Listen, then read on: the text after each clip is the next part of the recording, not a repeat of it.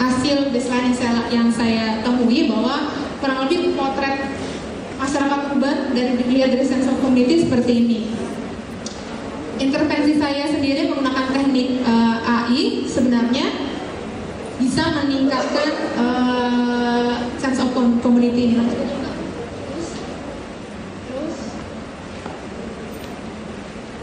Ini tambahan nanti bisa dibaca apa yang saya intervensi yang saya lakukan.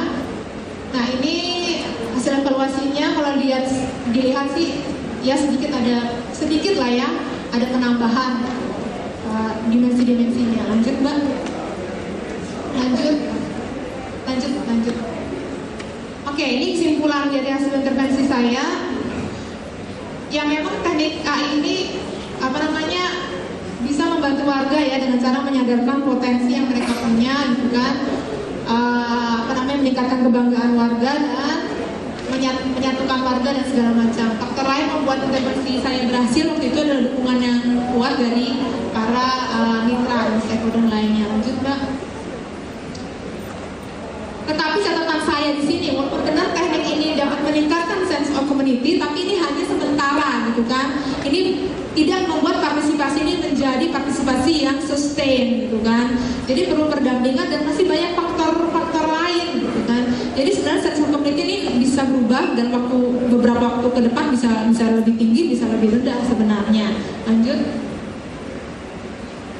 Ya, lalu kalau saya bicara tentang partisipasi di desa saya, partisipasi kan sebenarnya sukarela gitu ya. Artinya setiap individu memutuskan apakah dia mau berpartisipasi atau tidak. Jadi nggak mudah sebenarnya membuat orang saya rela berpartisipasi gitu kan. Banyak faktor gitu kan. Dibutuhkan intensitas banyak faktor membuat dia akhirnya bisa berpartisipasi gitu kan. Seperti norma nilai berlaku, sikap, kebijakan dan lingkungan mendukung dan banyak hal gitu kan. Jadi nggak hanya sekedar hanya partisipasi dan satu komuniti aja. Lanjut. Jadi saran-saran saya buat ada intervensi lebih lanjut terhadap kelompok masyarakat tertentu, mengajak stakeholder, lalu membangun mitra, lalu nilai apresiatif lingkungan, nilai untuk menghargai diri, menghargai komunitas itu juga perlu disebarluaskan. Lanjut. Ya nih, meningkatkan keterampilan, ini paling penting juga, meningkatkan keterampilan dan keahlian warga untuk mengetahui kebijakan apa yang berlaku di wilayahnya. Kayak misalnya di Jakarta tadi yang Mbak Ning bilang kebijakan kita tuh jago-jago bagus banget, tapi ternyata belum dilakukan ya, misalnya tentang Kepres maupun Perda tentang tata ruang tata kota maupun yang yang saluran hijau di sepanjang kali juga sampai sekarang implementasinya nggak ada. Itu sebenarnya masyarakat juga sebenarnya harus tahu haknya dan bisa melakukan advokasi pada pemerintah gitu kan, untuk bisa komitmen dan konsisten menjalankan polisi yang sudah dibuat dan juga pasti meningkatkan political will juga dari melakukan advokasi ke pemerintah inilah ke DPR-nya ya. Lalu mengembangkan wadah bagi RW 3 sebagai tempat untuk menyalurkan partisipasi pendapatnya. Ini sekilas yang saya bagikan tentang potret masyarakat RW 3 dengan kacamata dari sense of community. Lalu teman saya akan membagikan secara aktual apa yang dilakukan oleh WP untuk mendampingi di RW 3 Cawang. Terima kasih Mas Panji. Ya, saya lanjutkan. Kami dari Wahana Visi Indonesia, salah satu NGO yang bekerja bersama masyarakat untuk bidang pengembangan masyarakat dan juga anak.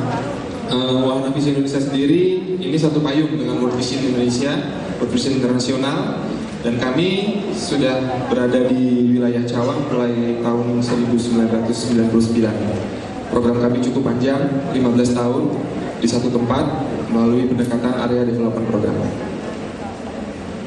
Ya, jadi di wilayah Cawang sendiri atau di Kecamatan Keramat Jati kita ada 3 wilayah dampingan: Kelurahan Tengah, Kampung Tengah, Kelurahan Keramat Jati, Kelurahan Cawang.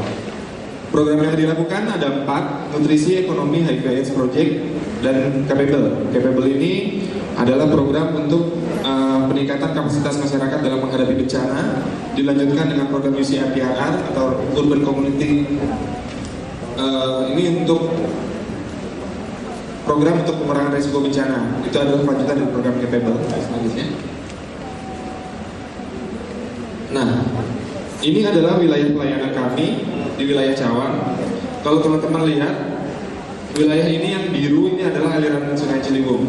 Nah, ini adalah wilayah layanan untuk program UCR DAR, di mana mereka sebagian besar itu berada di bantaran Kali Ciliwung. Dulu ceritanya lingkaran yang U ini tidak ada. Yang U ini, yang pengadegan itu tidak ada, alirannya lurus. Tetapi berhubung adanya sedimentasi, terus juga ada pengurukan oleh mereka, sehingga mereka sekarang memiliki rumah di situ. Dan akibatnya karena jalur air yang diputus, jalur air yang dipakai untuk pemukiman, mereka juga akan mendapatkan air kembali. Gitu. Nah, wilayahnya itu ada RW 1, 2, 3, 5, 8, dan 12. Ada 12 RW di wilayah Cawang, tetapi kami hanya memfokuskan untuk 6 RW yang ada di bantaran kali. Selanjutnya, ya, ini program UCR DAR yang dilakukan di Kelurahan Cawang. Yang pertama adalah penguatan kelompok lokal untuk tanggap bencana. Yang kedua, mengidentifikasi tokoh-tokoh kunci. Nah, identifikasi tokoh-tokoh kunci ini sebenarnya seharusnya memang dimasukkan ke dalam include dalam program lainnya, tetapi ini menjadi program kita, target kita juga, karena sulit sekali mencari tokoh kunci di masyarakat yang konsisten untuk bisa meneruskan program, yang untuk bisa menjadi pemimpin mereka yang bisa didengar.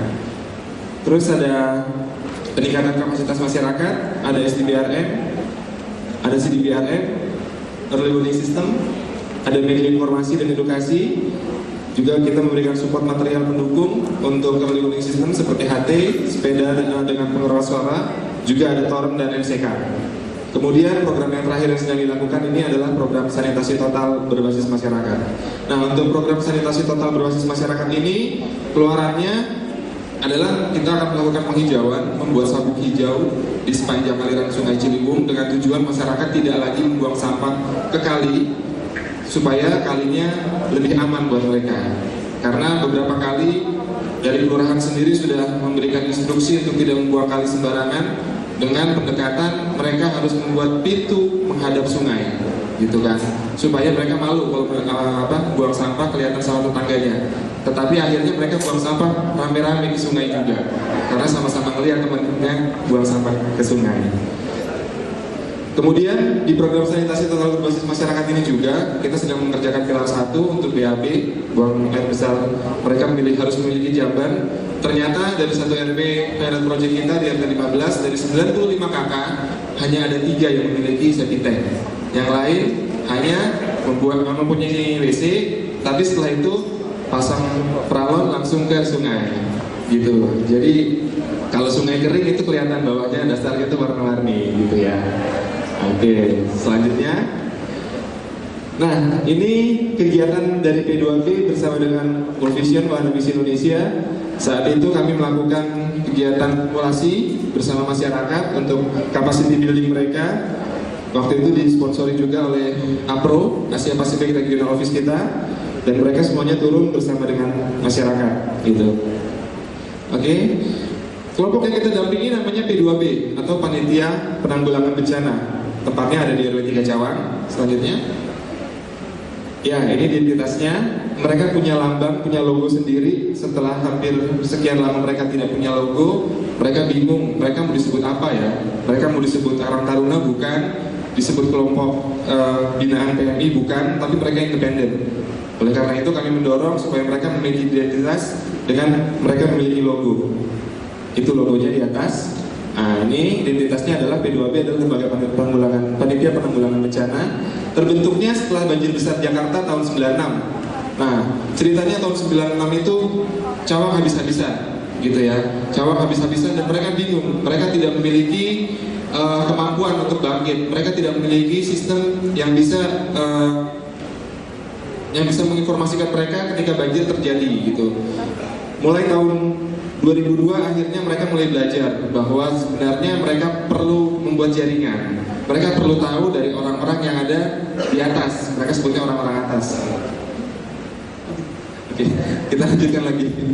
Arti area tugasnya. Nah, ini kegiatan P2B-nya, ada pemetaan risiko dan potensi, penentuan level kondisi. Selanjutnya ini ada gambar. Lanjut. Selanjutnya. Nah, ini adalah papan informasi yang mereka buat untuk menginformasikan kepada seluruh warga tentang kondisi air dari Katulampa dan Depok. Apa pengaruhnya air dari Katulampa dan Depok? Nanti ceritanya. Selanjut.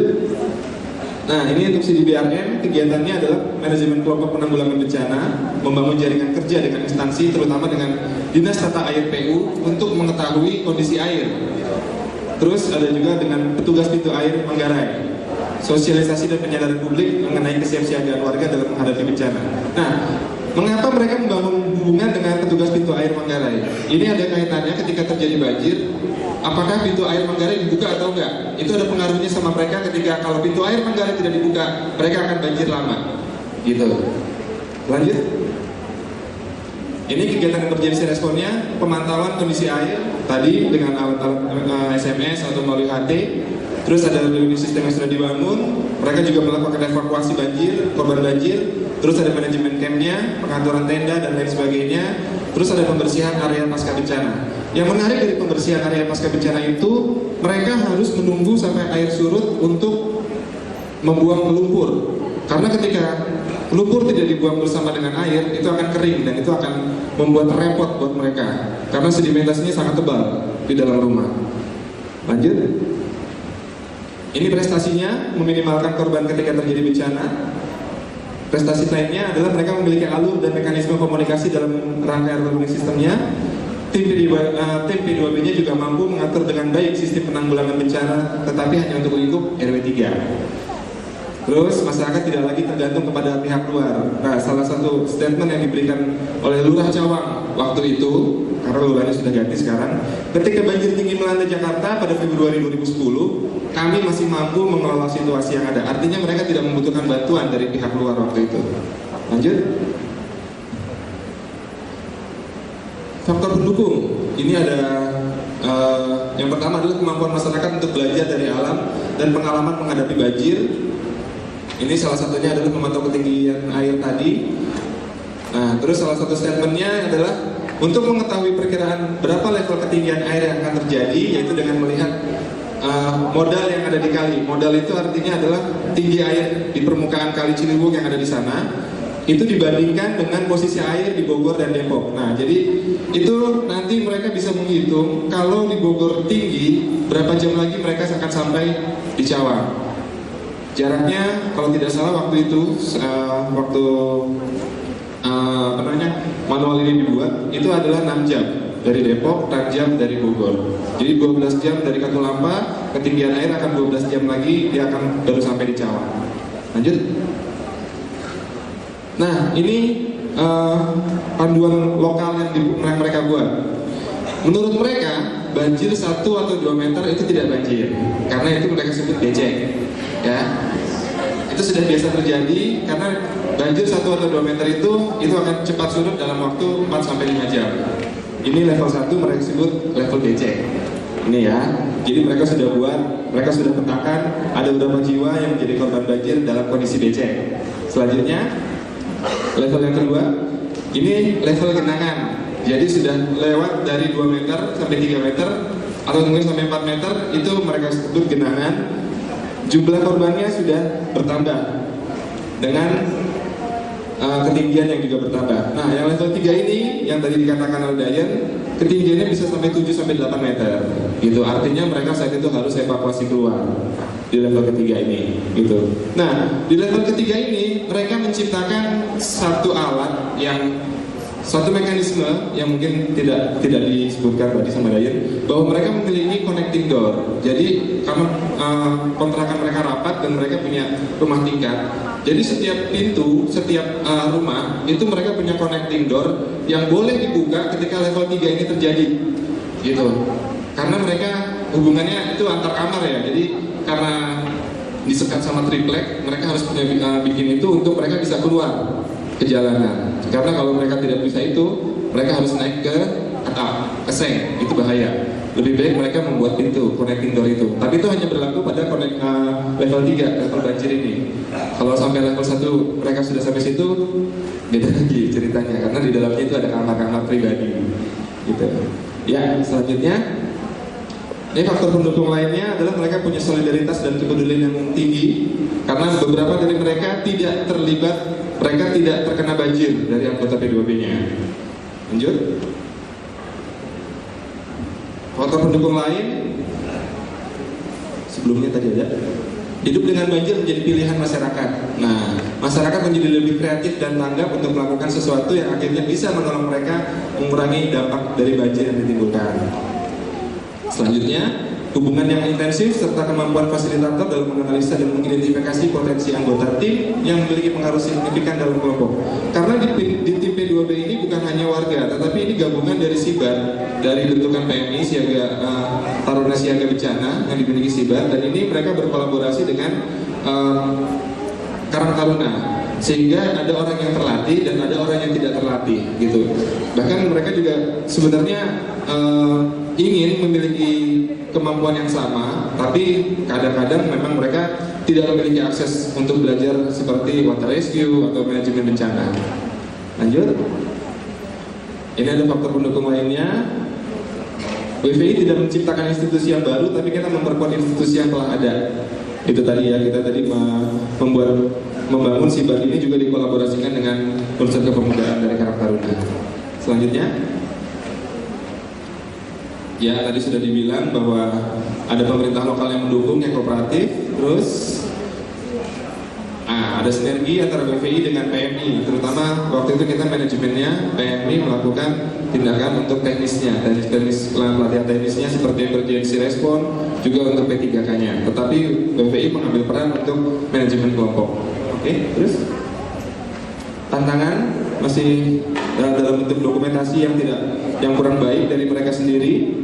Selanjutnya, ini skenario penanggulangan hanya dibuat untuk banjir yang sifatnya slow 6-10 jam. Tetapi jika ada kemungkinan Katulampa jebol, Depok jebol, mereka harus menerima air yang begitu banyak, mereka belum punya. Ini menjadi tantangan buat mereka. Gitu. Nah, ada cerita menarik ketika Fauzi Bowo melakukan apel siaga untuk apel siaga banjir untuk Jakarta. Waktu itu dilakukan di wilayah RW 5 di Cawang, pas di bawah jembatan Kalibata. Waktu itu yang hadir adalah seluruh unsur yang dilibatkan oleh Fauzi Bowo, mulai dari dinas kebakaran, dinas departemen sosial, untuk dapur umum, dan juga lain-lain sebagainya gitu. Nah, warga dari 6 RW ini ceritanya diundang. Mereka diundang, satu RW 25 orang, mereka seneng kan? Wah, bisa ketemu sama pejabat-pejabat penting gitu. Mereka seneng bisa naik di perahu karet, terus bisa naik di mobil pemadam kebakaran atau di mobil ambulans gitu kan. Nah, mereka berharap ketika apel itu mereka terlibat gitu kan. Tapi nyatanya ketika apel dilakukan, institusi dulu semuanya apel. Setelah selesai apel baru masyarakat dikumpulin. Ayo sekarang masyarakatnya kumpul sini, kita briefing gitu kan. Tahu teman-teman apa yang menjadi tugas mereka? Mereka cukup menjadi korban banjir saja di situ. Gitu. Jadi mereka tidak dilibatkan sebagai penolong, tetapi mereka adalah korban banjir yang akan diselamatkan. Gitu. Jadi temanya adalah bagaimana menjadi korban banjir yang baik dan benar. Gitu ceritanya. Karena mereka lagi-lagi tidak dilibatkan sebagai rescue, mereka dilibatkan hanya sebagai korban banjir lagi. Lanjut. Masih ada? Habis. Terima kasih. Ya, terima kasih untuk Dayat dan Anji ya. Jadi kita tadi baru saja mendengar tentang upaya pendampingan di komunitas seperti apa gitu ya. Jadi catatan yang menarik adalah ya ternyata komunitas itu punya ketangguhannya sendiri, punya kapasitasnya sendiri. Jadi jangan menganggap mereka sebagai korban. Jadi bukan sekedar gladi resik untuk menjadi korban. Jadi catatan penting dari sebuah program pendampingan di komunitas adalah perlunya adanya partisipasi maupun inisiatif dari masyarakatnya sendiri. Seperti juga sesi 1 dan 2, saya tetap membuka komentar, pertanyaan jika masih ada. Saya akan buka untuk 3 pertanyaan. Ya silakan, 1, 2, 3 ya 4 lah boleh. Ya silakan sebutkan nama, asal asal, institusi atau dan pertanyaan dengan singkat dan jelas. Terima kasih, Imanda Pramana